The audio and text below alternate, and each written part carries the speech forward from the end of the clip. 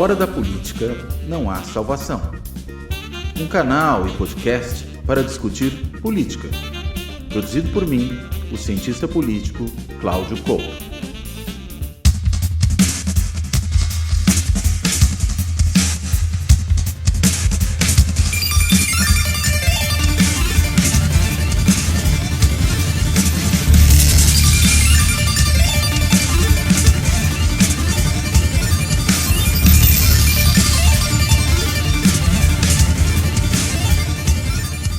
Olá! Este Fora da Política Não Há Salvação, que acontece depois de um pequeno recesso aí, na semana que passou, ele vai tratar da questão da violência no Brasil. Da violência e, claro, das políticas públicas de segurança no Brasil como um todo, olhando para alguns estados, algumas regiões em particular, e considerando as várias dimensões que essa questão da violência tem, né? Violência contra pessoas, violência contra patrimônio, violência contra mulheres, contra crianças, violência sexual, letalidade policial, enfim, há uma imensa gama de temas que podem ser discutidas com base, né, nesses dados que acabaram de sair do novo Anuário Brasileiro de Segurança Pública, o Anuário da Violência, que o Fórum Brasileiro de Segurança Pública produz, né, e claro, como é um anuário, produz todos os anos.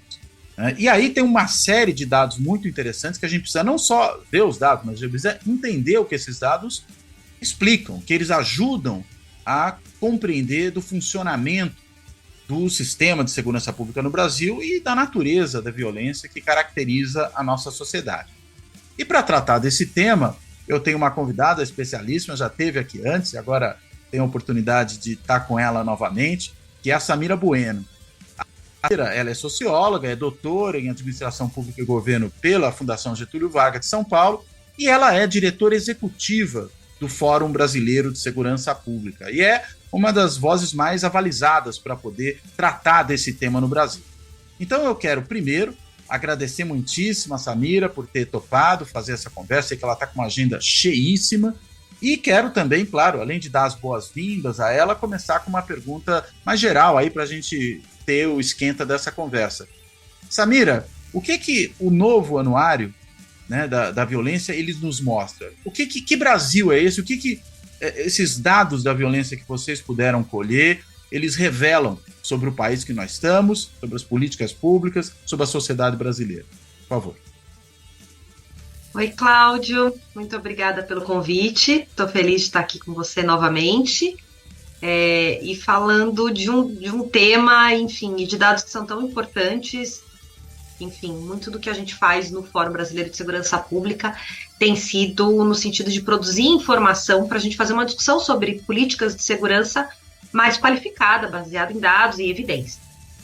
Bom, o anuário que a gente divulgou agora no mês de julho traz, eu diria, algumas notícias avassaladoras. Eu costumo dizer que a gente é um pouco mensageiro do apocalipse, né? Quando a gente vem com muitos dados e, em geral, dados que revelam uma realidade muito dura para o Brasil. Eu queria começar falando de um dado que parecia uma notícia positiva, mas acabou sendo ofuscado pelas notícias ruins, que foi a redução das mortes violentas intencionais no ano passado, da ordem de 2,4%. Ou seja, matou-se menos no Brasil no ano passado. Essa é uma tendência que se iniciou em 2018. Acho que para a gente, depois a gente até pode falar um pouco mais sobre essa redução, mas entender a redução passa por entender também o crescimento, né? Em 2017 a gente teve um número recorde de quase 65 mil assassinatos no país, e no ano passado, né, seguindo essa tendência desde 2018, uma redução de 2,4%, chegamos a 47.508 casos, né, vítimas, na verdade, de homicídios, latrocínios, lesões corporais seguidas de mortes por intervenções policiais e feminicídios. Mas, como eu dizia no início, essa notícia que podia ser motivo de comemoração acabou sendo ofuscada por alguns indicadores que tiveram um crescimento muito elevado e revelaram, né, um Brasil muito violento, especialmente para crianças e mulheres. Né? Então, assim, todas as modalidades de violência que acontecem dentro da residência tiveram um crescimento no ano passado. E aí eu destaco aqui Três. Vamos lá, vou destacar três.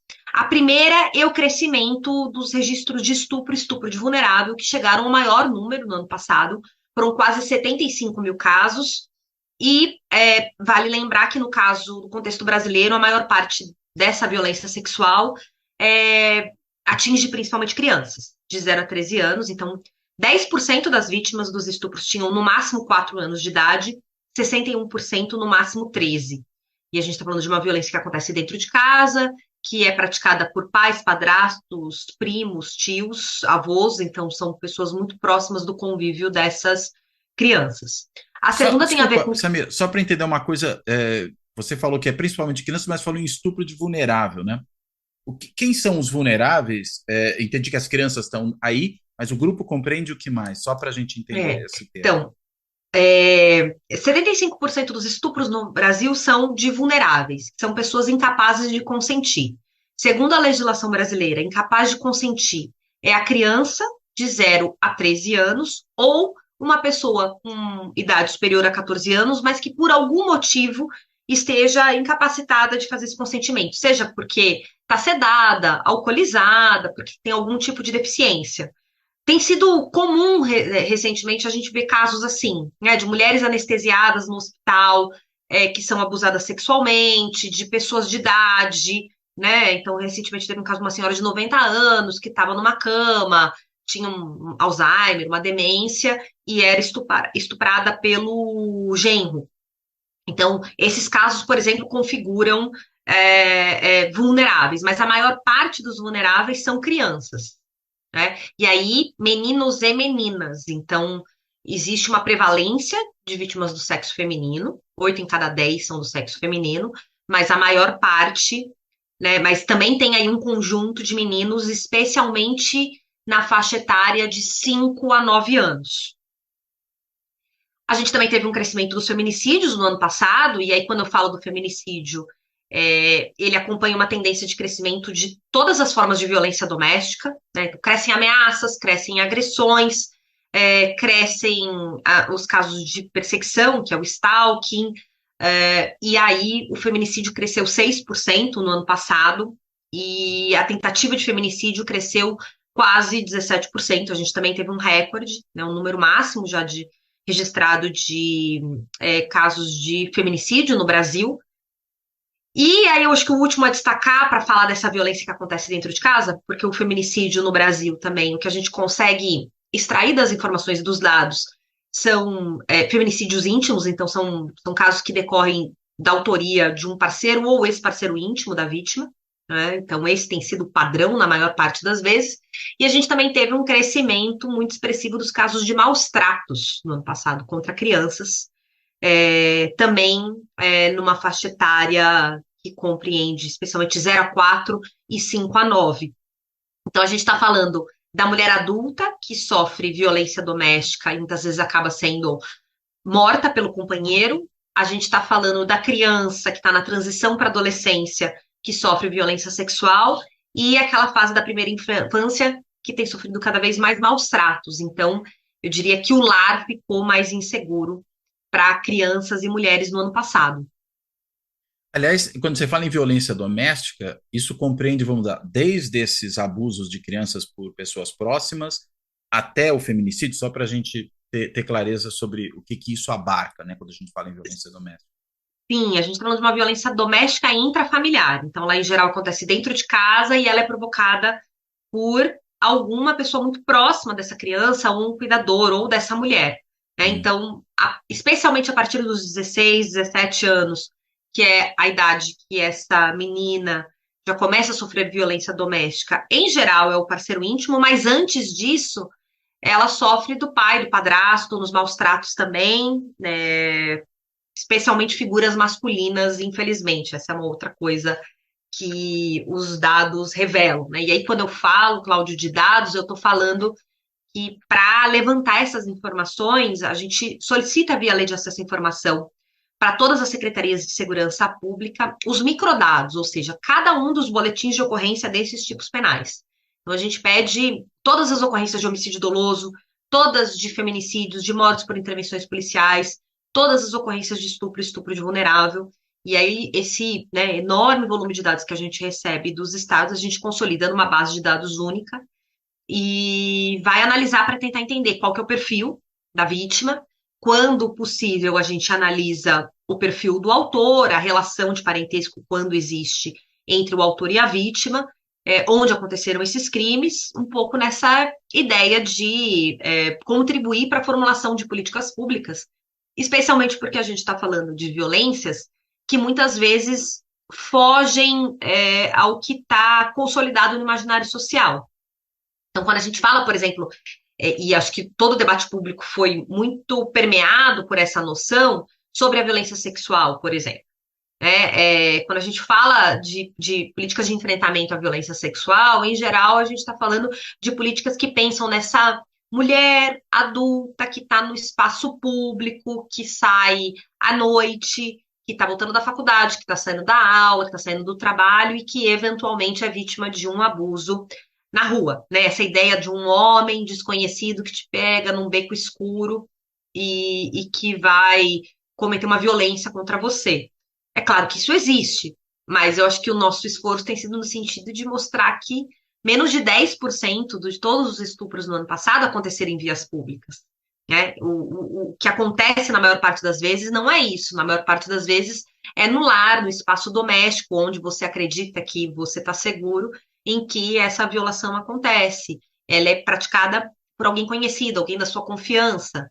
Então, é um pouco também nessa tentativa de mostrar que muitas dessas noções que a gente tem sobre a violência acabam sendo mitos, né? Muito informadas por filmes, por livros, e que não correspondem à realidade na maior parte das vezes. E isso pode nos guiar num sentido contrário, né? Em direções que não são as melhores do ponto de vista de formulação de políticas.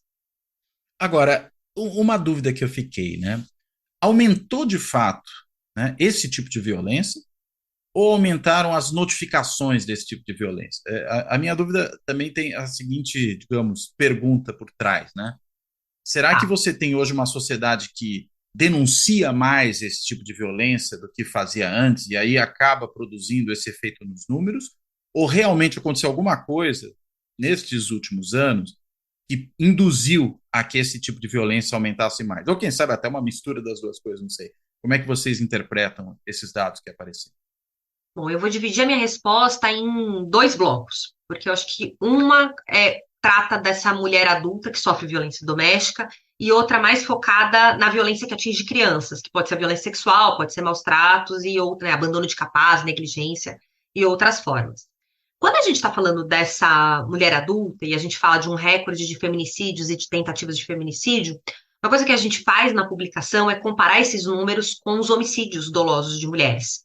Porque no caso do feminicídio, a gente está falando de uma legislação que foi tipificada em 2015 e que, eventualmente, o policial que está na ponta, ele ainda não tem repertório suficiente para classificar de forma mais adequada se aquilo se tratou de um homicídio doloso ou diferenciá-lo de um feminicídio. Isso pode ocorrer e a gente sabe que ainda existe subnotificação em vários estados. A média tem sido de que 1/3 dos assassinatos de mulheres são feminicídios. Essa é a média nacional.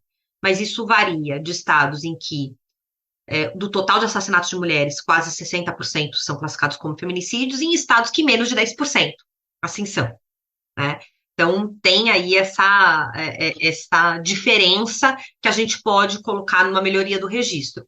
Mas quando a gente olha para os homicídios dolosos de mulheres de modo geral, também cresceu, né? 1,2%. Então, a gente está falando que todas as formas de violência letal contra as mulheres cresceram. A gente está dizendo que todas as formas de denúncias relacionadas à violência contra a mulher, relacionadas à violência doméstica junto às polícias civis, cresceram. E aí a gente tem outros dois indicadores que correspondem a registros de outras organizações do sistema de segurança e justiça que também tiveram um aumento. São os acionamentos para a Polícia Militar no 90. Então, a gente teve 102 acionamentos por hora no Brasil no ano passado, só de violência doméstica para as polícias militares. E a gente teve crescimento tanto das solicitações quanto dos deferimentos de medidas protetivas de urgência pelos tribunais de justiça. Então, acho que isso também é um indicador para a gente olhar. Olha, tem três organizações, três atores diferentes que mostram crescimento. E todas as formas de assassinato de mulheres cresceram. Parte dos registros o crescimento pode resultar de um maior empoderamento feminino, de maior informação, com certeza, né? E aí eu acho que isso não só no Brasil, mas no mundo. A gente tem o Me Too com as suas campanhas, a Chega de Fio-Fio, Think Yoga, a gente tem nos últimos anos isso cada vez como um tema da agenda pública, é um tema que está no cotidiano das redes sociais, então eu não tenho a menor dúvida que isso tem mobilizado cada vez mais mulheres que eventualmente nem se reconheciam como vítimas e passam a denunciar. Porque, né, a gente sabe que muitas dessas violências baseadas em gênero são naturalizadas, Uhum. né, especialmente para mulheres que crescem em lares em que a mãe sofria violência doméstica, que o pai era, de algum modo, violento. Então, especialmente quando a gente está falando de formas como a violência psicológica, que foi tipificada recentemente, em 2021, pela legislação, você coloca na conta do xingamento, né? Ah, ele me humilha, ele me xinga, mas você não pensa exatamente nisso como um crime, né? A violência patrimonial, então, esse homem que controla o dinheiro da mulher, que não deixa gastar o próprio salário, essas práticas de coerção, então você não vai sair de casa, ele começa a afastá-la de amigos, de familiares. Muitas dessas práticas, dessas condutas, não são enxergadas como crime, né? E mais recentemente a gente tem falado bastante sobre isso. Mas não há dúvida de que cresceu o número de mulheres assassinadas e o que nos leva a crer que cresceram de fato as agressões, as ameaças, da forma como os registros vêm apontando. Então, isso acho que é um fato, e a gente não pode tirar desse contexto 4 anos de um governo de extrema-direita que sufocou de todas as formas qualquer política de equidade de gênero e de mecanismos de acolhimento às mulheres em situação de violência. Então, tem um estudo do INESC, por exemplo, que mostra que no ano passado a gente teve um menor recurso empenhado com políticas de enfrentamento à violência contra a mulher pela União em uma década.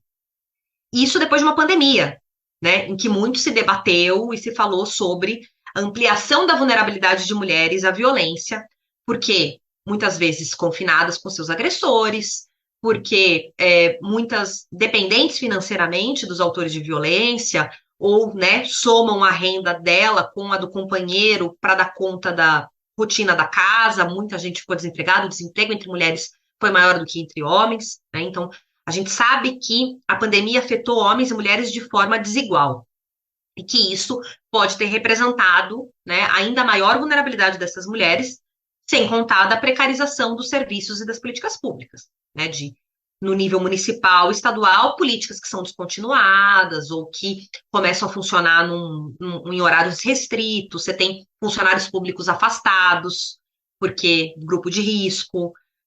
A gente tem, por exemplo, um caso de São Paulo, tinha uma casa-abrigo que deixou de funcionar como casa-abrigo para mulheres em situação de violência doméstica, porque passou a acolher pessoas em situação de rua com emergência sanitária. Tudo é importante do ponto de vista da política pública, Claro, né? A gente está mas numa emergência o cobertor sanitária. fica curto, né? Você cobre uma coisa e perde na Exato. outra. Um cobertor que já é curto, considerando o tamanho, né, a dimensão do problema, que é a violência doméstica, ficou ainda mais curto. Então, acho que isso é um contexto quando a gente fala de violência doméstica contra mulheres, especialmente mulheres adultas. Quando a gente fala de crianças, eu acho que a gente tem um problema adicional. Isso foi algo que a gente, inclusive, foi buscar na literatura internacional, na criminologia internacional, inclusive para ver se existiam padrões semelhantes em outros países. E aí foi interessante porque a gente achou estudos na Índia e no Quênia que falavam também sobre um crescimento abrupto da violência sexual no ano passado, em 2022. E, na verdade, mesmo em 2021, e eles correlacionavam com o fechamento da escola, né? Então, como as medidas de isolamento social, que eram necessárias para a contenção do vírus, ampliaram a vulnerabilidade de crianças, porque com o fechamento das escolas, essas crianças ficaram mais tempo dentro de casa, mais vulneráveis ao agressor, porque os agressores são pessoas próximas. Mas também porque a escola, muitas vezes, é o espaço em que essa criança pede ajuda ou que ela reconhece que ela está sendo vítima de violência. Então, Ou alguém tem sido percebe comum. nela o comportamento ou algum outro elemento que mostra que ela sofre violência. Exatamente. Então, é a professora, o professor, o educador que está ali que ou tá falando sobre o assunto ou percebeu uma mudança de comportamento nessa criança. Ela tá chorosa, ela tá fazendo xixi na calça, ela caiu o rendimento escolar, enfim, percebe mudanças de comportamento e vai tentar conversar com essa criança, tentar entender o que está acontecendo. E é muitas vezes quem informa a mãe e é assim que chega a denúncia. A gente não tem estudos no Brasil que mostram o percentual de notificação junto a instituições escolares nos casos de violência sexual. O IPEA divulgou um estudo em março, por ocasião do Mês da Mulher, que mostrava que 8,5% dos registros de violência sexual chegam até as polícias de estupro, estupro de vulnerável, e 4% no sistema de saúde. Então, isso já nos dá uma dimensão, né, do tamanho do problema. Se a gente está falando de 75 mil registros e isso representa só 8,5%, a gente está falando que, na prática, a gente tem quase 900 mil casos de estupro por ano. Mas os estudos internacionais mostram que as taxas de notificação junto aos profissionais de educação são, em geral, o dobro do que chega, de fato, na polícia. Né? Então, de fato, a escola é esse espaço que tem esse diálogo com a criança. Inclusive, para identificar outras formas de maus tratos. Né? Porque a criança que é vítima de maus tratos, se ela chega espancada, de olho roxo, machucada na escola, qualquer profissional vai perceber. Se ela não tem esse contato diário com o professor, se o contato se ele é mediado pelo computador, por uma tela, fica muito mais fácil para o abusador, para a pessoa que é violenta, fazer essa criança vítima. Então, é isso. Internacionalmente, tem já alguns estudos que vão mostrar que o fechamento da escola ampliou a vulnerabilidade, e aí o que a gente não sabe é se esses casos de violência contra crianças, especialmente de violência sexual, de fato aconteceram em 2022, se eles aconteceram durante a pandemia e, enfim, algum responsável pela criança descobriu no ano passado e notificou isso junto à polícia, ou pior, se eles começaram durante a pandemia, entre 2020 e 2021, e continuaram a acontecer. Porque essa é uma outra característica quando a gente está falando do abuso sexual infantil. Então, diferente dessa mulher adulta que, quando sofre violência por parte de um desconhecido num beco escuro, em geral é um episódio único, né? Que já gera um trauma para a vida inteira, mas é um episódio único. Uhum. A criança, ela fica vulnerável a esse abusador por muito tempo. E demora, em geral, depois de muitas vezes que ela sofreu violência sexual, que existe, né, algum adulto que vai identificar, que percebe isso. E não é raro, no caso, especialmente das meninas, que a família só descubra quando ela aparece grávida, já com 11, 12 anos. Né? Então, cada vez mais a gente tem ouvido falar de meninas de 12 anos, 11 anos, que tentam fazer o aborto legal, muitas vezes, né, não conseguem a autorização da justiça, e aí a história é sempre aquelas histórias tristes. Ah, ela era abusada pelo padrasto desde os 6 ou 7 anos. O padrasto abusou, mas o primo também abusava, né? Então, em geral, são histórias muito tristes de abuso que acontecem de forma reiterada. Uau! E quais são as políticas públicas que, vamos dizer, estão aí? Você falou das casas-abrigo, né? Por exemplo, que são uma política que já está presente há bastante tempo, por caso das mulheres. No caso das crianças, né? Enfim, vai o quê? Vai mandar as crianças para um abrigo e elas vão ficar longe da família? Eu imagino que seja uma situação ainda mais complicada, né? Quais são as políticas que buscam lidar com esse problema? É muito mais complicada, Cláudio, porque primeiro, porque é muito difícil você produzir provas contra o agressor, né? Então, a gente dificilmente consegue punir esses casos. E aí a gente tem alguns casos que são, inclusive, muito, muito chocantes,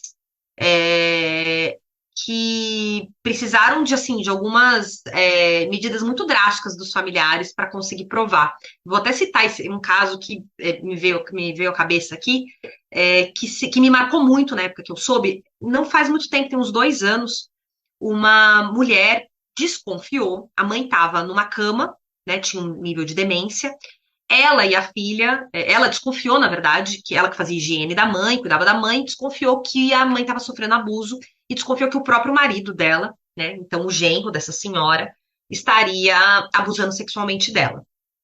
E aí ela e a filha posicionam uma câmera de um celular dentro do quarto para tentar gravar o abuso comprovar, isso já em contato com um advogado, tentar comprovar que ela estava sendo vítima de violência sexual. E, enfim, um dia ela e a filha saem de casa, ele vai lá, ele abusa dessa senhora, a imagem é gravada, mas a todo momento ele está de costas.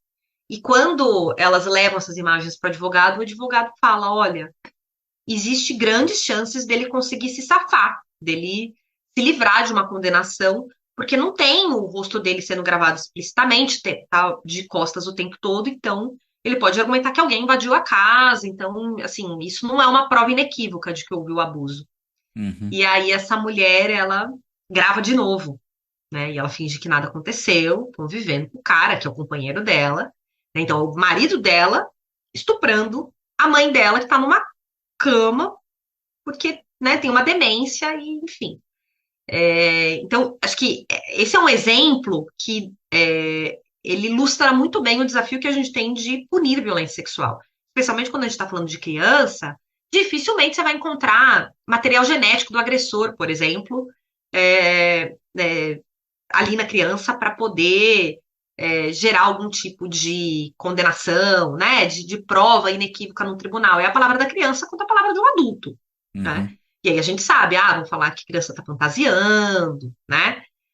Então, eu diria que do ponto de vista de política pública, o melhor que a gente tem a fazer é prevenir, né? É garantir que essa criança ela não sofra o abuso sexual, porque depois que ela sofreu, o que a gente pode fazer é acolhê-la. E ainda assim, as políticas são muito precárias, né? Assim, o que a gente sabe hoje? A gente sabe a quantidade de crianças que foram até um distrito policial e registraram um caso de estupro, porque, enfim, porque estavam acompanhadas de uma pessoa maior de idade, em geral a mãe, que foi lá e denunciou. Isso é o que a gente sabe. O que acontece com essa criança? O que acontece com esse abusador? Para onde é que ela vai? E o conselho tutelar, o que faz? Então, assim, empiricamente, as informações que a gente tem, elas são as piores. É comum que a criança volte a conviver com um abusador, com um agressor. Muitas vezes depende da mãe romper o vínculo. Então, a mãe se separa, sai de casa para poder manter distância, né? Então, assim, não é. O que eu estou querendo dizer não tem uma política do Estado que esteja desenhada para garantir que essa criança ela vai ser acolhida. Em geral, assim como na maior parte dos, né, desde o início, fica tudo no âmbito doméstico. Né? Então, é uma violência que começa no âmbito intrafamiliar, doméstico, e muitas vezes depende dessa própria mãe, da estrutura familiar, de tentar dar algum tipo de suporte. Do ponto de vista de evitar esses casos, a melhor coisa que a gente tem a fazer, e aqui a gente tem, né, pesquisas que mostram a maior efetividade, é falar sobre educação sexual. Né? É começar isso desde a terra infância. E aí, claro, né, educação sexual para uma criança de 2, 3 anos, ela se dá de uma forma. Com crianças de 8, 9 anos, de outra. Mas, especialmente no espaço escolar, é importante que a criança entenda os limites do corpo dela, quem pode tocar, quem não pode tocar, o que pode ser feito, o que não pode. Porque a gente também tem pesquisas que mostram que o abusador, ele, em geral, ele abusa daquela criança que é a criança mais quietinha, que questiona menos, que eventualmente ela é mais insegura. Então ele já tem um nível de, né, ele já tem um controle, um poder em relação àquela criança, porque ele é um adulto, e muitas vezes um familiar. Então já tem uma relação de poder estabelecida. Se a criança ela está munida de informações a ponto de dizer não, minha mãe disse que ninguém pode pôr a mão aí, esse tipo de conduta por si só já é um mecanismo de proteção para essa criança, porque o abusador ele não quer ser pego. Então ele vai abusar da criança que for a presa mais fácil, Uhum. basicamente. Ele vai se utilizar das estratégias, e aí as estratégias de manipulação, né? Ó, esse é o nosso segredo, você não pode contar para ninguém, se você não contar para ninguém, eu vou te dar, né? E aí oferece algum tipo de presente para crianças, especialmente crianças vulneráveis, isso acaba muitas vezes sendo uma moeda de troca, ou ameaça familiares, se você contar para alguém, eu vou machucar sua mãe, eu vou machucar seu pai. Então, quando a criança ela está informada, isso serve como um mecanismo de proteção. E aí, Cláudio, acho que vale dizer uma coisa, porque quando a gente fala desses números, muita gente fala de pedofilia. né? Ah, é pedófilo, é comum que quando apareça. Tem um caso recente em Brasília de um cara que tinha sequestrado uma menina, uma criança, e foi preso em Um flagrante, né? Acho professor, que tem um inclusive, mês. né? Isso, um professor. E ele foi preso em flagrante. Tem lá uma história que tinha uma mulher, né, uma adulta que estava ajudando ele Uhum. nesse crime. E ficou, enfim, eu lembro que todas as manchetes de imprensa falavam do pedófilo. E a gente tem que tomar muito cuidado quando a gente trata cada um desses casos de abuso sexual com pedofilia, porque a pedofilia é uma parafilia. Então, O que quer tá dizer isso? Desculpa. previsto tá previsto como uma doença dentro da classificação internacional Uhum. de doenças. Quando você fala que a pessoa é pedófila, você está dizendo que ele cometeu aquele ato porque ele é doente. Como um esquizofrênico, por exemplo, que assassina alguém. Então, assim, é mais forte do que ele porque porque ele é doente, é uma doença mental, enfim, é uma coisa que ele não pode controlar. E o que os estudos mostram é que, e eu ouvi recentemente essa estatística da doutora Mariana Ferreira, que é médica legista aqui, perita do estado de São Paulo, trabalhou 10 anos no Bem Me Quer. Menos de 10% dos casos de violência sexual contra crianças, os autores são pedófilos. E tem algumas estatísticas que falam em 2%. Clinicamente falando. Então a gente não está falando de uma doença, a gente está falando de um homem normal, adulto, com plenas faculdades mentais, que abusa daquela criança porque ele entende que ele pode. Não porque ele tem um distúrbio, uma doença, algo que exija tratamento médico. Né? E, inclusive, a tese da pedofilia é muito utilizada por abusadores nos tribunais, porque é uma forma de você justificar que você tem uma doença, que você estava, né, inconsciente ou incapaz de decidir plenamente sobre aquele ato. A gente está falando, né, de uma violência que ela é cometida porque esse homem entende que ele pode fazê-lo, né? E que, de algum modo, é muito parte da nossa cultura, né?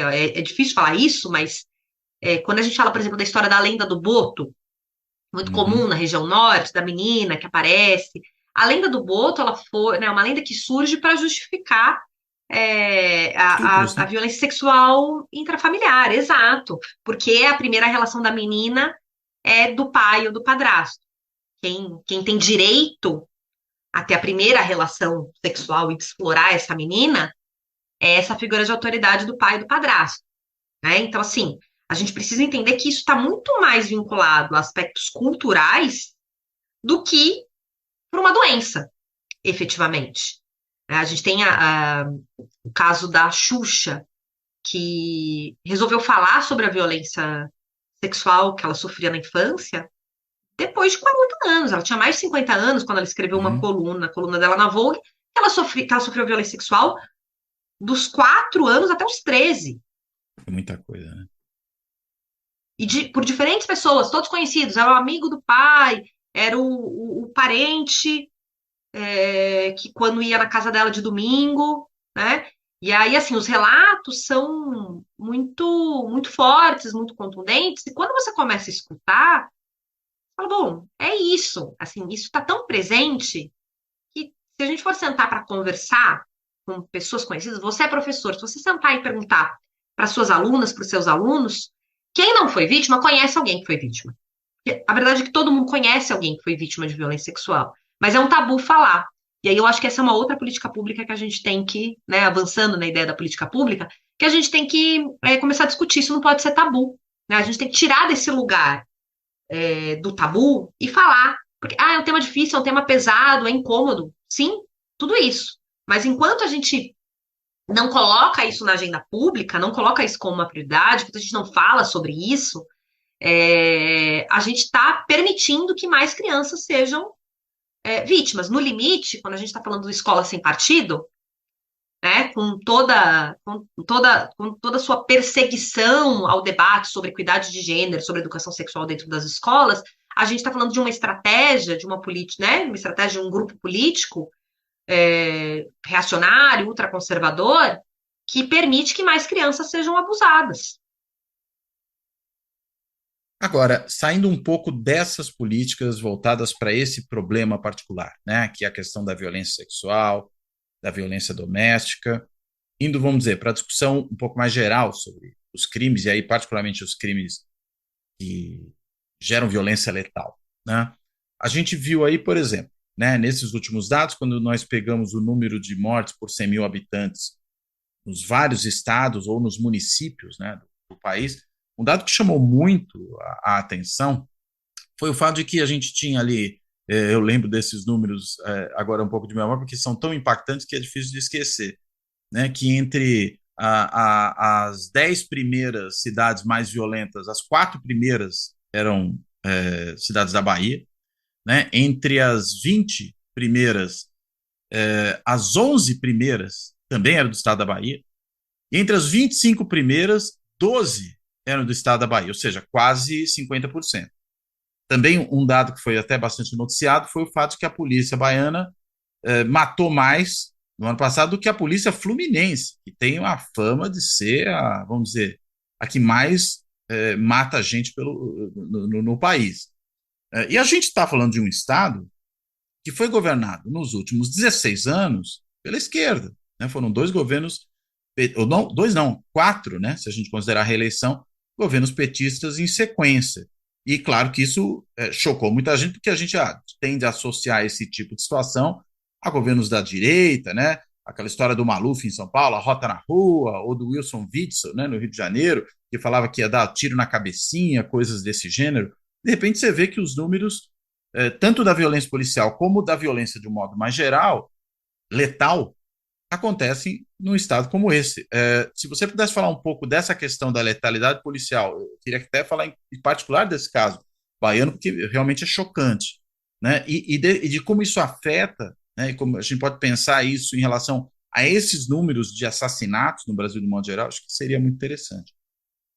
Legal, acho que é uma ótima pergunta, Cláudio, inclusive porque nos dá a oportunidade de refletir um pouco sobre políticas de segurança no Brasil e como a gente não tem visto grandes diferenças entre esquerda e direita quando o assunto é segurança pública. E acho que o caso da Bahia é muito sintomático dessa ausência de projeto do campo progressista de políticas de segurança pública. Né? O que diferencia a gestão do Rui Costa da do Cláudio Castro, quando a gente vê esses números?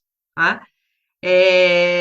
Bom, acho que de modo geral, a gente tem, no ano passado especificamente, uma redução de 6% nas mortes violentas intencionais na Bahia. Isso é que é mais curioso.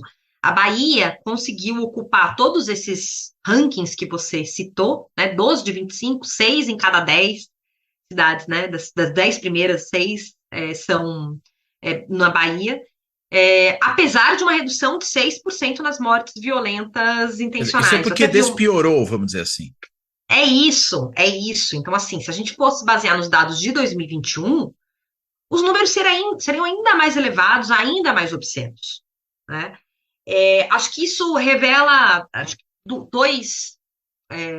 duas tendências. Né? Uma de uma migração, e aí isso é algo que atinge vários estados, mas na Bahia isso fica muito evidente nos últimos anos, de uma migração de facções do Sudeste para o resto do país.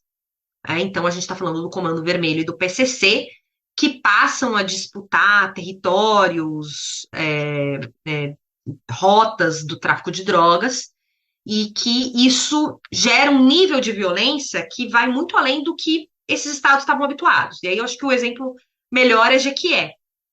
Jequié é a cidade mais violenta do país. Olha Jequié no mapa.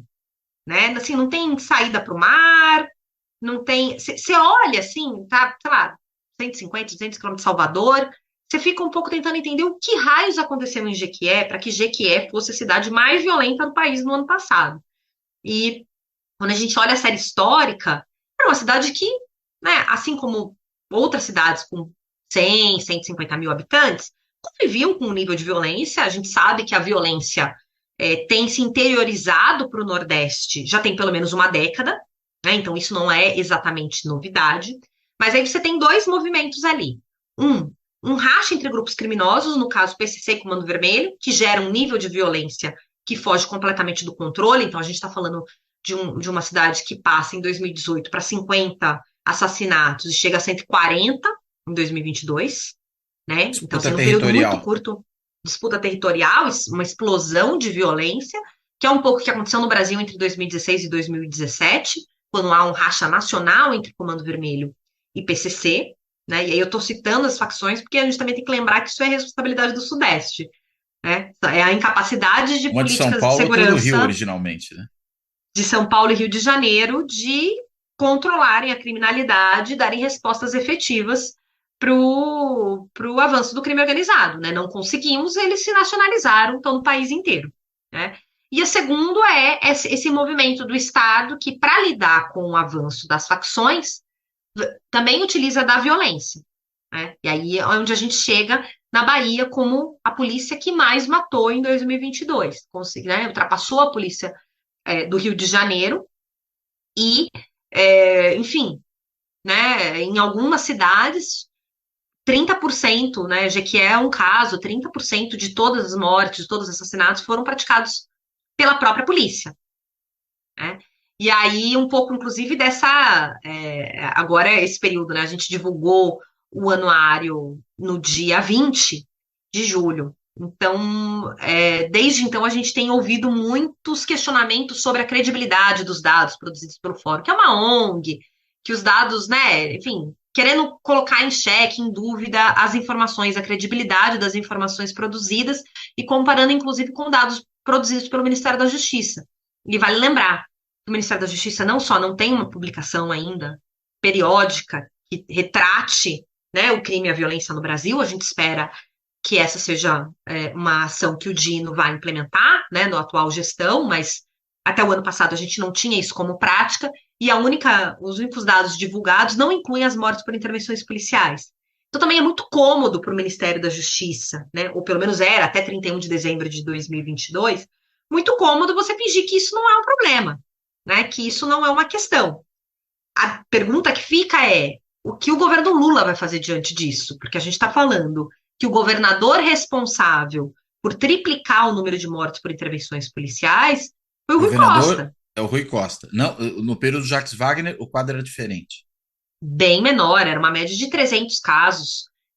O Rui Costa assume a gestão, o primeiro mandato dele, com 300 e poucos casos de mortes por intervenções policiais e com o mesmo patamar de homicídios na Bahia, tá? Não é que a violência explodiu. Se você olha, a Bahia tem pelo menos 10 anos que tem convivido com uma média entre 6 mil e 7 mil homicídios, latrocínios, lesões corporais. Essa tem Por sido a ano, isso. média por ano.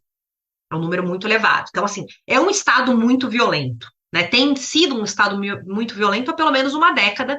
Vamos lembrar, né, nos últimos 10 anos, no mínimo, o debate tem sido sobre, né, o crescimento da violência no Nordeste. Então, no Sudeste, a gente vinha de políticas, né, aparentemente promissoras. Então, São Paulo teve uma redução muito expressiva dos homicídios, Minas Gerais, Espírito Santo, a partir da década de 2010, o Rio de Janeiro começou um ciclo virtuoso ali em 2008 com as UPPs, então tinha essa oposição, o Sudeste reduzindo, né, depois de viver os anos 90 com uma explosão da violência, e a partir de 2005, 2007, em alguns casos, a partir de 2010, no Nordeste, um crescimento, né, muito acentuado da violência. O que é relativamente novo? O que o Rui Costa traz para esse cenário? Uma polícia muito violenta. Então, além daqueles homicídios que já aconteciam, e aconteciam desde, né, vai desde a violência interpessoal até casos que são relacionados ao tráfico de drogas, a disputas de facções, ele embute esse componente e é uma coisa muito que se acentua no segundo mandato dele. Quando a gente olha os números, de 2019 para 2020, que tem uma virada ali de chave na atuação da polícia baiana. E a gente está falando que hoje ele é chefe da Casa Civil, né?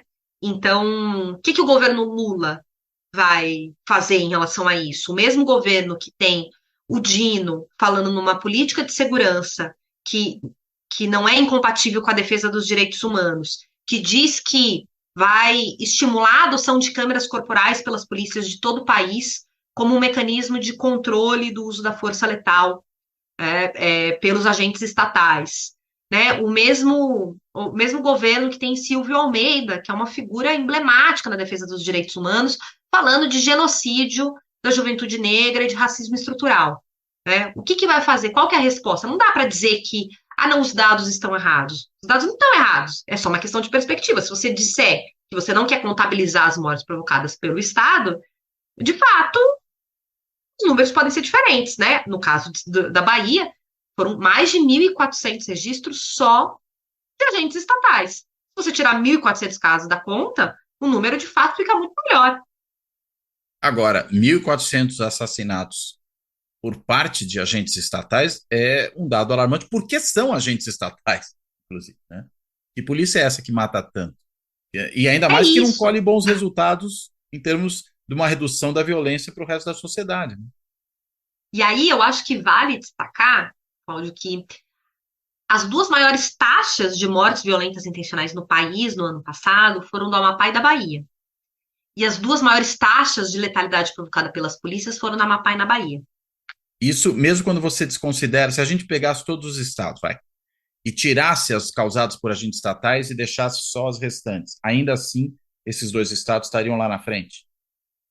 Se não tivessem no primeiro e segundo lugar, estariam entre os 5 primeiros, com Tá, estariam certeza. ali no top 5. É, porque são estados que já têm se mantido há alguns anos, né? Então, assim, é um nível de violência muito elevado e o Estado usa da violência para tentar controlar essa violência e fica uma coisa completamente descontrolada, porque quando você dá margem para que o Estado, né, você dá essa carta branca para o agente da ponta, para o policial, fazer o que ele bem entende, você também está dando margem para que ilícitos e uso abusivo da força seja praticado, né? Assim, em nenhuma nação, nenhuma democracia, você assume que o policial ele aperta o gatilho e que isso necessariamente foi legítimo, né? O policial ele pode fazê-lo, está no mandato dele. A gente tem legislação que prevê isso, que o policial, se necessário for, para proteção de si mesmo, de um terceiro, se ele não tiver outra alternativa, dentro de alguns critérios de moderação, proporcionalidade, ele vai apertar o gatilho, né? Porque é por isso que a gente dá uma arma na mão desse cara, né? Para que ele nos represente. Quando a gente tem um problema, a gente chama a polícia, né? Se você tem uma briga com o vizinho, se você é vítima de um crime, você chama a polícia porque a gente delegou a esses agentes do Estado o poder de fazer uso da força em nosso nome. Isso não significa uma carta branca para decidir quando você atira, em quem você atira, né, sem nenhum mecanismo de controle. E aí eu acho que nesse debate sobre violência policial e tudo mais, o caso recente de São Paulo com a adoção das câmeras corporais dá uma bagunçada completa, inclusive do ponto de vista político partidário na discussão. Né? Primeiro porque foi o Dória, né, então PSDB, que implantou as câmeras corporais. O mesmo Dória que foi eleito em 2018 com o emblema do Bolsodória, né, e que falava que ia criar a rota no interior. E que O mesmo ia deixar matar, né? que em 2019 elevou a letalidade provocada pela polícia também a níveis recordes, né? Que é o mesmo Dória de Paraisópolis, né? Cuja Uhum. polícia pisoteou adolescentes num baile funk, né? Até a morte. Então, assim, esse mesmo Dória, em 2020, rompe com o Bolsonaro e banca politicamente um projeto que era bastante impopular junto às polícias, e a gente sabe a força que as polícias têm junto a qualquer governador, no sentido de vamos colocar as câmeras corporais e as câmeras vão gravar ininterruptamente. Isso não existe em nenhum lugar do mundo, tá, Cláudio? As câmeras, elas são acionadas no momento do atendimento da ocorrência, ou pelo próprio policial, ou por uma central. Quando despacha a ocorrência e manda o policial, ó, vocês vão atender uma ocorrência em tal lugar, e aí, às vezes, o despacho é pela central. A empresa de tecnologia contratada pela Polícia Militar de São Paulo, que foi a Axon, ela mudou ali, né? Ela fez uma inovação, um upgrade nas câmeras para gravar ininterruptamente, porque existia consciência naquele momento de que se dependesse do policial acionar essa câmera para gravar uma ocorrência, os ilícitos continuariam a acontecer. E qual foi o resultado disso? Em menos de 2 anos, a letalidade provocada pela polícia nos batalhões que passaram a usar câmeras corporais caiu 75%. Nossa. Né? Então, assim, como é que você explica uma polícia que num dia mata quase 900 pessoas, no outro dia mata 350, 400? Sim, num período de 2 anos, sem grandes oscilações dos indicadores de criminalidade. no geral. Quer dizer, a câmera mostra que havia um excesso nítido, né? Exatamente. Acho que é exatamente esse o ponto. A Câmara mostra que havia um excesso. Nesse mesmo período, a gente chegou aos menores níveis de policiais assassinados no horário de trabalho. Uma outra informação importante. De alguma maneira, seria o quê? A câmera, o Protege o criminoso, policial. ele fala, bem, eu não vou reagir à bala com esse policial porque ele tá filmando o que ele vai fazer. Então eu não tenho tanto medo dele quanto eu teria antes, logo eu não reajo. É algo assim? Eu diria que assim, a gente tem que tentar entender essas ações que resultam em morte envolvendo policiais, pelo menos de acordo com três contextos.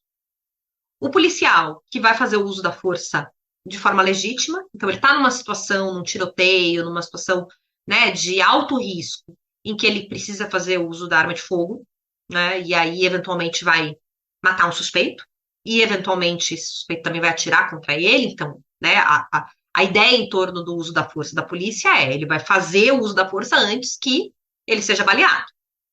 A gente tem aquele caso em que o policial atira por erro, falta de treinamento, então são aquelas ações desastradas, né? Ele não tinha necessariamente a intenção de matar ninguém, mas ele se apavorou e apertou o gatilho.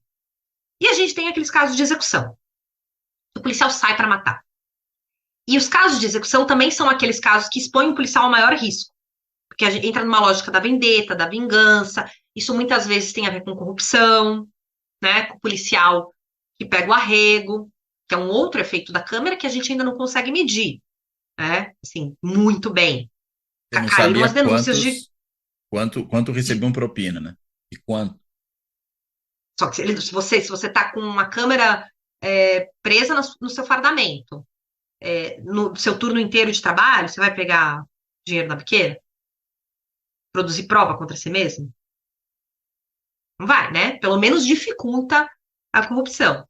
Tanto que quando a gente olha os números, quando eu falo de 400 mortes, isso inclui em serviço e fora, 120 são fora.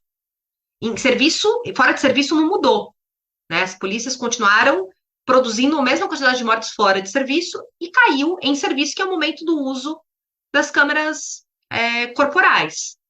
Aí a dúvida, o governo da Bahia, que continua sendo um governo do PT, a atual gestão do Jerônimo, vai bancar um projeto como o de São Paulo? O governo Lula vai bancar um projeto como esse?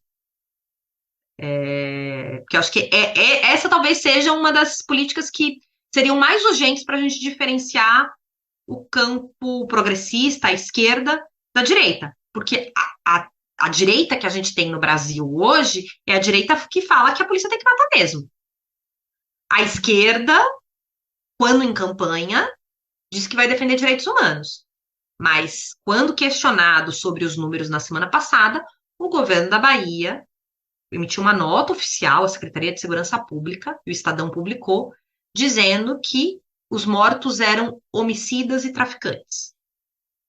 Ou seja, morreram Os porque mortos pela mereciam. polícia. Algo assim. Qual que é a diferença? Você percebe? É um verniz de campo progressista e de defesa dos direitos humanos, mas na hora do vamos ver, a gente faz igual. Eu acho que essa talvez seja a política que pode ser determinante para a gente diferenciar, de fato, que seria um projeto, se não da esquerda, pelo menos do PT, né? Talvez a gente colocar tudo isso na conta da esquerda seja injusto, mas é o maior partido de esquerda do país e tem dado respostas pífias no campo da segurança pública, né? E é um tema que claramente o Lula não gosta. Não está na ordem principal de preocupações dele, né?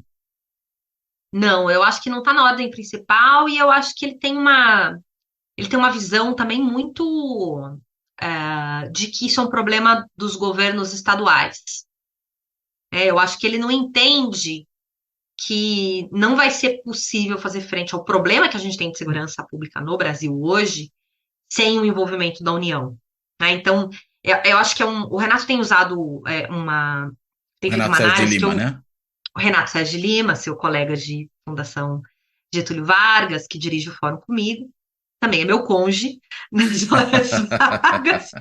É o nepotismo. É o nepotismo. E aí ele fez uma análise que eu achei muito interessante, que eu concordo com ele, quando da divulgação do anuário, em que ele dizia que para muita gente, acho que para muitas lideranças políticas desse país, política de segurança é gestão das polícias. E a gente não pode confundir gestão das polícias com política de segurança. Hum. As polícias são uma etapa fundamental das políticas de segurança.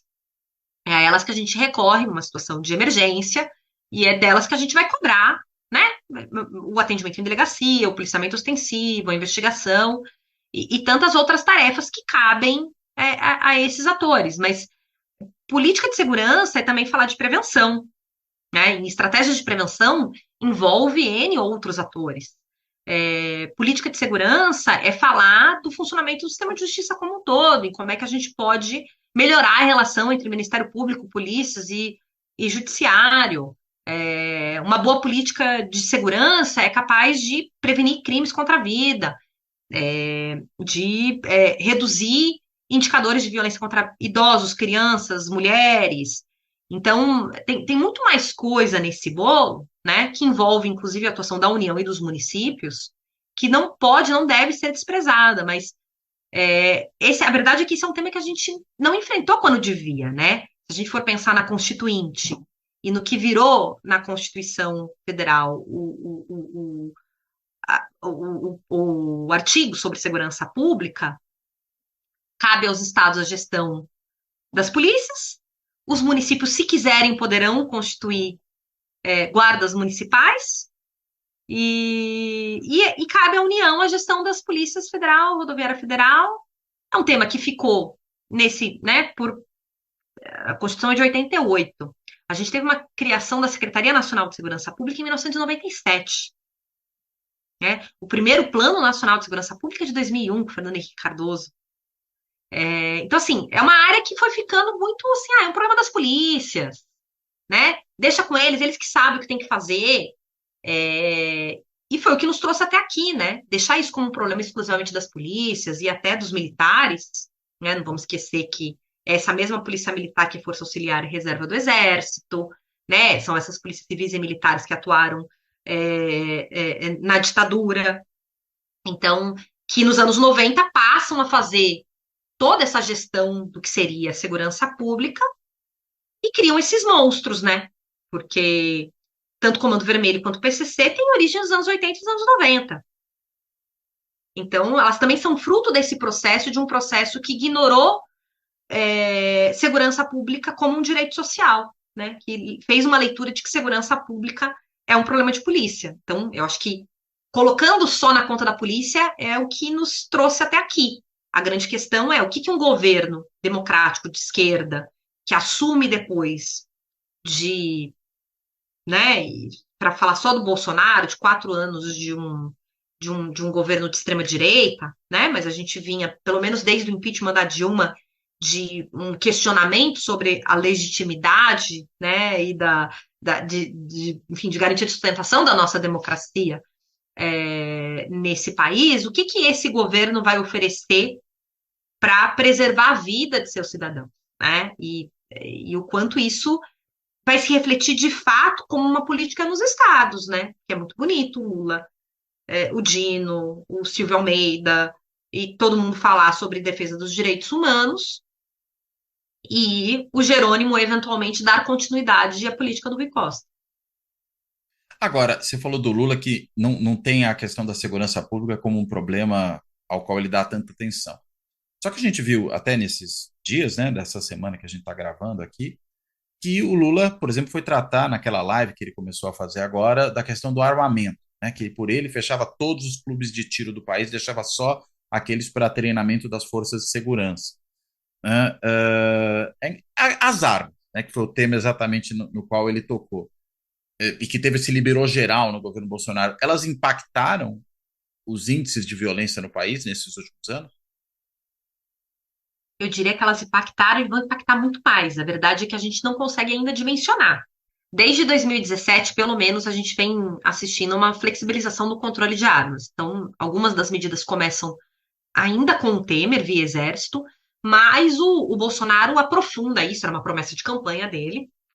E a gente tem, né, dezenas de decretos que basicamente ampliam a possibilidade de civis terem registros de armas, seja como civis ou como CACs, né, colecionadores, atiradores. E essa legislação que o Bolsonaro traz, ela também amplia o tipo de armamento que é possível que um civil tenha. Fizeram jorrar milhões de armas em circulação e não ampliaram só o número de pessoas com registros, mas mudaram o perfil do armamento que circula no Brasil.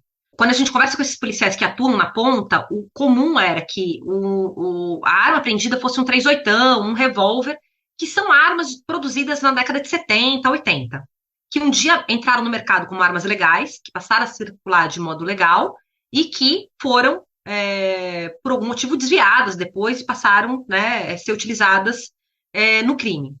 Hoje, muitas das armas apreendidas já são armas de calibre restrito até essas mudanças do Bolsonaro, que é a .40 e a 9 milímetros. Então, são pistolas. Né? E o que isso significa na prática para um civil, para um cidadão comum?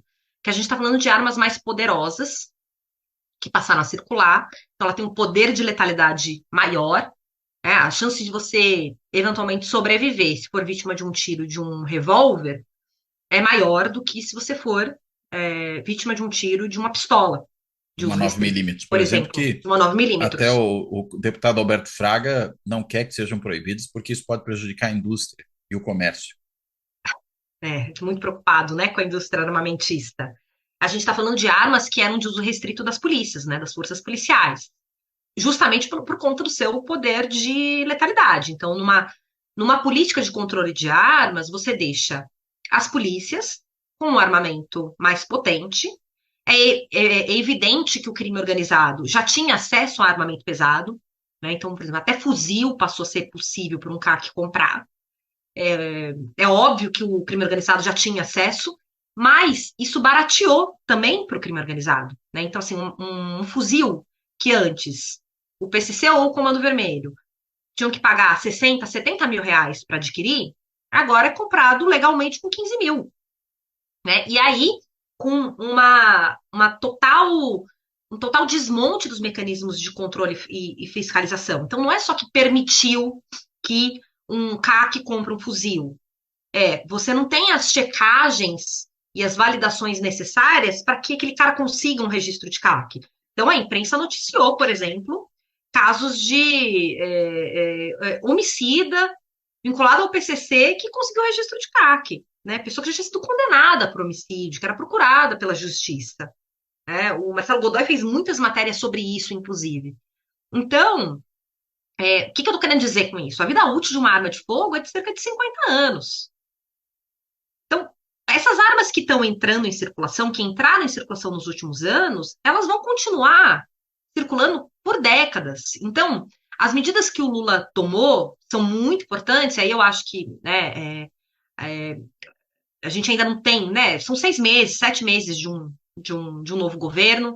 Ainda é cedo para a gente fazer uma avaliação das medidas que foram implementadas, né? Acho que muitas delas ainda estão no campo das promessas, da expectativa do vir a ser. Eu acho que existe uma certa expectativa do campo progressista de que muitas dessas políticas se traduzam em realidade, mas sem dúvida alguma, a política mais importante, né, e que já traz resultados porque foi sancionada, é a de restabelecer uma política de controle de armas. Qual que é o problema disso? É daqui para frente. Então, nos últimos 6 anos, essas armas que foram jorradas no mercado nos últimos 6 anos, elas continuam. O que o decreto do Lula fez? Ele joga para frente. Então, até porque, do ponto de vista jurídico, é muito complicado você tentar anular um ato jurídico. Né? Então, assim, uma pessoa que conseguiu um registro de CAC em 2021, você pode simplesmente tirar o registro dele e apreender a arma? Não pode. Né? Assim, é muito questionável do ponto de vista jurídico você entrar com uma medida dessa. Então, o que que eles fazem? Reduz o tempo para refazer o cadastro. Quando essa pessoa for refazer o cadastro, eventualmente ela perde esse registro.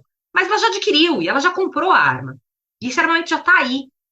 Então, para a gente, no curto prazo, é muito difícil dizer quais são os efeitos reais dessa política armamentista.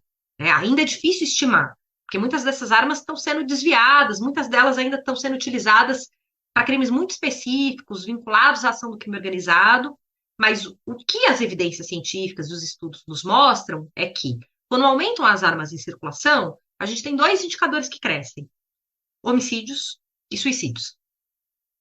E é As isso que a pessoas gente se vai ter que... matam com essas armas. Exato. Então, uma pessoa que tem depressão, que eventualmente tem pensamentos suicidas, antecipa o desfecho. Mesma coisa com violência doméstica, feminicídio. Então, a maior parte dos feminicídios no Brasil não são praticados com arma de fogo, né? Até porque tem essa característica, é um crime que é o marido contra a esposa, né? Não necessariamente esse cara ele tem um armamento dentro de casa, então ele usa o que está na frente para matá-la. Mas a gente sabe que se tiver arma dentro de casa, antecipa o desfecho do feminicídio, amplia o risco dessa mulher, assim como amplia risco de acidente envolvendo crianças, né? São coisas muito óbvias, na verdade, da gente pensar. Então, uma pessoa que está passando por um momento difícil e que tem pensamento suicida, se ela tem uma arma de fogo, ela acaba com aquilo em 2 minutos, né? E aí a maior parte desses estudos produzidos nos Estados Unidos, que tem não só, né, uma cultura armamentista, mas cuja legislação de controle de armas ela é estadual. Então a gente consegue, inclusive, traçar comparações de estados que têm políticas mais rígidas de controle de armas com aqueles em que a flexibilidade é maior. Então, tem efeitos principalmente no mundo do crime, hoje, no curto prazo. Mas não dá para dizer que daqui 2 ou 3 anos a gente não vai estar assistindo enfim, a um crescimento exponencial de suicídios. Na verdade, os suicídios já estão crescendo, que é o tipo de coisa que a gente, né, a gente não noticia, a gente não dá grande visibilidade, até por uma questão de responsabilidade, mas os suicídios cresceram no Brasil no ano passado. E os homicídios cresceram em vários estados. E em 2023, por exemplo, a gente tem crescimento dos homicídios nos 4 estados do Sudeste. Os dados preliminares do início do ano de 2023, do primeiro trimestre, mostram o crescimento da violência no Rio, em São Paulo, Minas e Espírito Santo, que são estados que vinham né, há bastante tempo com queda. Sim. Pode ser por conta das armas? Pode. Né? É difícil no curto prazo conseguir isolar outros fatores para medir isso, mas a gente ainda vai gastar muito tempo conversando e tentando entender qual que foi o impacto desses milhões de armas que foram despejadas no mercado e pior, né? Um armamento pesado, um armamento que muitas vezes as pessoas nem sabem usar. Bem. Samira, realmente vocês aí são os anunciadores do apocalipse. Os dados são Tá vendo? terríveis, mas é importante a gente Não. entender o que está acontecendo, né? E a Bem, gente nem falou de crime contra o patrimônio, né? isso aí a gente fala depois, né? O mais importante são as pessoas, né? É, é Mas se você isso. quiser falar agora, eu ia justamente Não, devolver a palavra para não. você não só fazer a amarração final, mas se tiver ainda algum ponto que você acha que a gente deixou de abordar e que você acha importante mencionar, que você possa também fazer agora. Se tiver os crimes contra o patrimônio aí no meio, por favor, a palavra está contigo. Não, não, eu acho que você tem toda a razão. Eu acho que a prioridade é pensar na vida das pessoas. Infelizmente, a gente não trouxe notícias positivas para o brasileiro, né? Muitas formas de violência grave cresceram no ano passado, mas eu acho que o importante é o que a gente faz com isso, né? Diante dessa notícia e desses dados que são tão assustadores, o que a gente vai cobrar, né? Dos nossos deputados, dos nossos vereadores, dos políticos que a gente elegeu e, e pensar um pouco sobre para onde é que a gente está indo enquanto país, né? Que nação, uma nação que se pretende ser, né, se pretende desenvolvida, com indicadores tão elevados, né, com números tão absurdos de violência, eu acho que isso é um alerta de que a gente precisa de um pacto social mesmo em torno de uma agenda de segurança pública que, de fato, defenda direitos humanos, que seja capaz de garantir a vida e de enfrentar o crime com, né, tecnologias modernas, com o que a gente tem aí à disposição. Acho que dá para fazer diferente. A gente tem alguns casos que mostram, né? Acho que o caso de São Paulo, das câmeras corporais, é um exemplo de que dá para controlar as polícias, fazendo, né, enfim, com uma política ali de que alia a tecnologia com supervisão, e isso garante a vida, né? Garante a vida do potencial suspeito, garante a vida do policial. Então, espero que isso fique de alerta para todo mundo. Muito bom. Brigadíssimo, Samira. E além de agradecer a você, né, eu quero também agradecer, como faço sempre aqui no encerramento, a todas e a todos que têm acompanhado o Fora da Política Não Há Salvação, seja por meio do canal do YouTube, seja pelo podcast, que está disponível em mais de 20 plataformas de áudio, para quem quiser acompanhar. E ainda, claro, também agradecer e fazer o convite a quem ainda não estiver nessa turma, a todos e a todas que têm contribuído para o projeto do canal pelos vários caminhos que estão abertos para isso. Desde o botãozinho do Valeu Demais, que em cada vídeo permite que a pessoa faça ali uma contribuição pontual, até se tornando membro do canal, né, se inscrevendo no clube dos canais do YouTube no Fora da Política Não Há Salvação, que permite uma contribuição continuada, periódica também, de um valor que a pessoa achar que deve dar, né, deve contribuir, ou ainda, de forma parecida, para quem não quiser fazer via YouTube, no site de financiamento coletivo benfeitoria.com, que permite fazer uma assinatura simbólica do canal, também com, consequentemente, uma contribuição continuada, ou até mesmo, para quem gosta desse outro meio, fazer, seja pontualmente, seja periodicamente, uma contribuição via Pix, né? E o Pix do Fora da Política Não Há Salvação é também o e-mail de contato do canal, que é contato@foradapolítica-não-há-salvação.info. Vou repetir aqui, até para quem quiser escrever, contato@foradapolítica-não-há-salvação.info. Bem, então, de tudo isso, eu quero fechar aqui agradecendo de novo, reiterando esse meu agradecimento a Samira e me despedindo dela e de todo mundo. Até a próxima.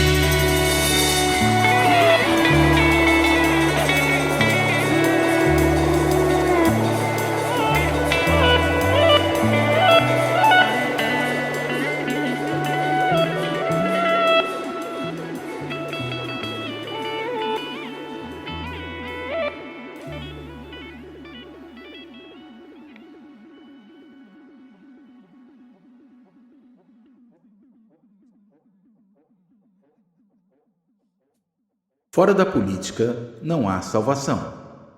Um canal e podcast para discutir política. Produzido por mim, o cientista político Cláudio Couto.